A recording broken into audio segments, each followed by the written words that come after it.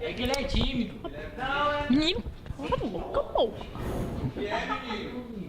Não é porque não tem falta, não. Não tem? Não tem, E aí, galerinha conectada à TV Radiotech, seja bem-vindo a mais um Radiotech em Pauta. E hoje, para encerrar a nossa série de programas sobre possíveis temas para a redação do Enem de 2018, iremos falar sobre o sistema carcerário brasileiro e seus efeitos no século XXI. E preservação do patrimônio histórico-cultural aqui no Brasil. E é isso aí, pessoal. Roda a vinheta.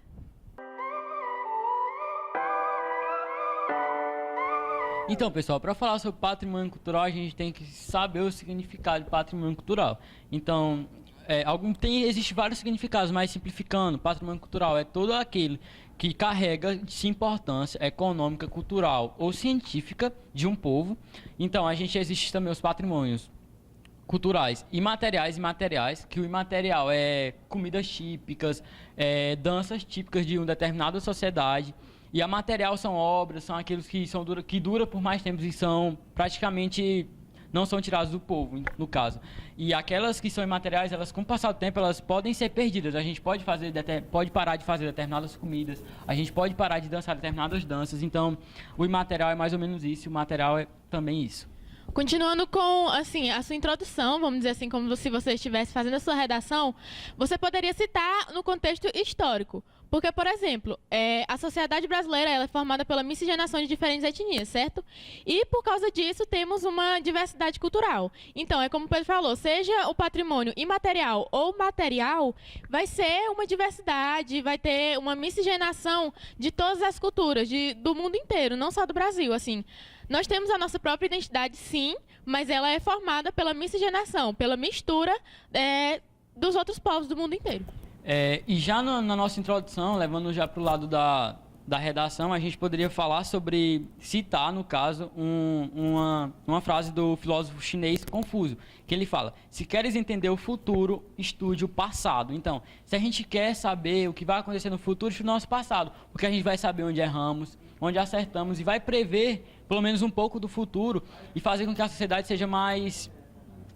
melhor para cada pessoa, para cada indivíduo, porque no passado a gente sabe que o Brasil já foi uma ditadura, já passou por vários golpes militares, então a gente tem que estudar um pouco o nosso passado e só com patrimônio, com preservação realmente da nossa cultura, a gente vai saber o que esperar do nosso futuro.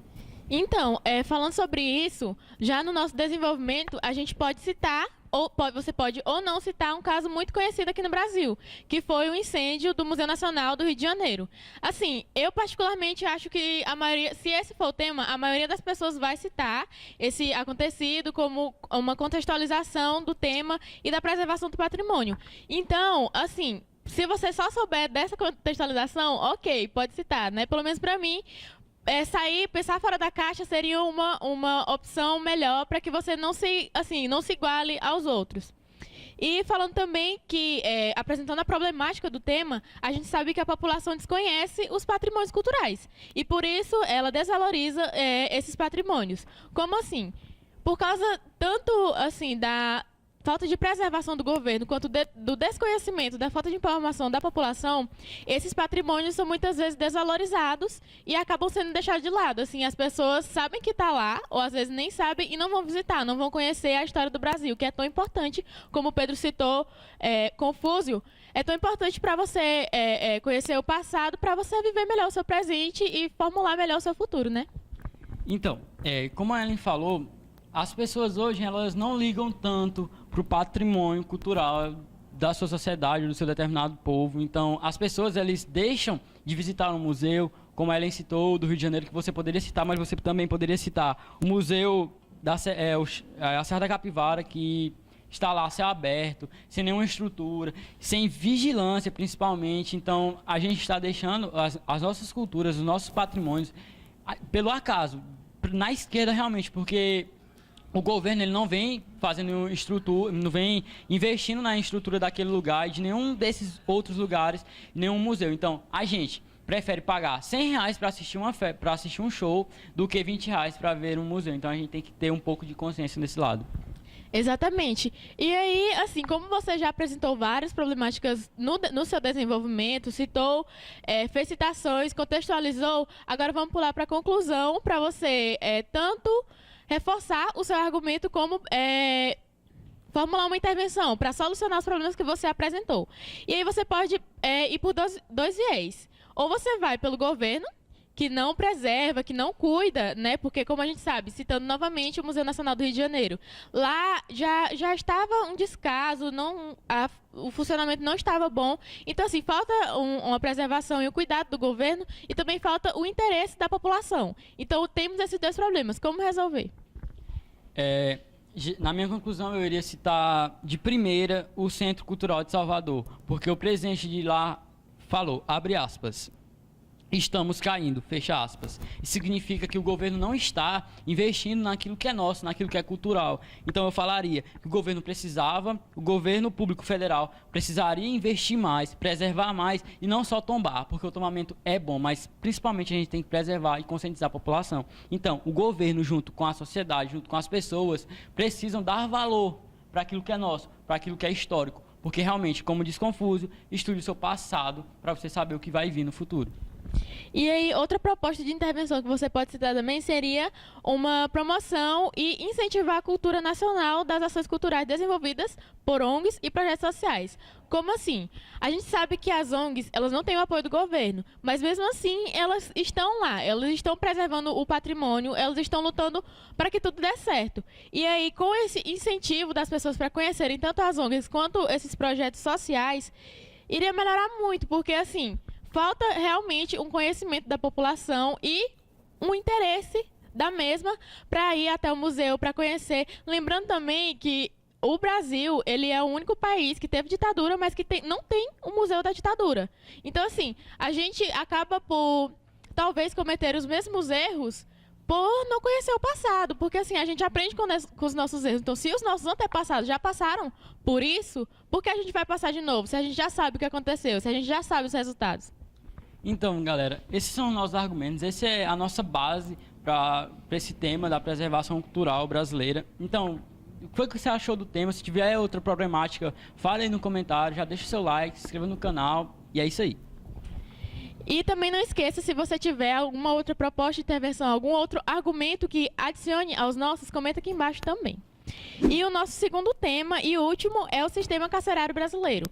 Então, a gente pode começar falando sobre a má estrutura e infraestrutura do sistema carcerário brasileiro, que a gente sabe da superlotação, enfim, existem várias problemáticas que você vai apresentar no seu desenvolvimento e vai começar falando na sua introdução também.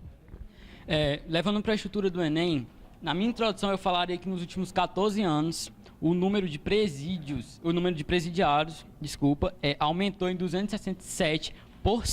Ou seja, a superlotação está deixando o sistema cada vez mais precário. E aí, além da má infraestrutura, da superlotação, temos o quê? A deteriorização das celas e até a falta de água potável, que provam a falta de subsídio à integridade humana. Porque a gente sabe, assim, direitos humanos existem.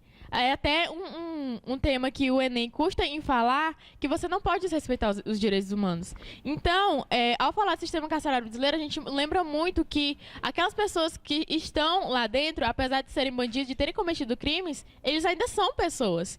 E muitos de lá, outra problemática, nunca nem foram julgados. Então, a lerdeza da justiça do Brasil também é uma problemática que você pode apresentar na sua redação do Enem, por exemplo.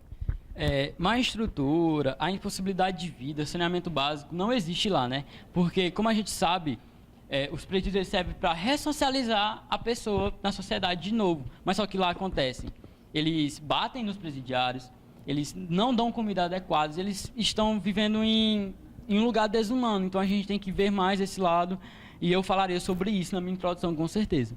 E aí, como o pessoal da ressocialização, outra finalidade, a finalidade, né, dos presídios são, além da segurança do cidadão daqui para isolá-los, né, os bandidos, devem funcionar como ferramenta do Estado para a ressocialização. E também, por quê?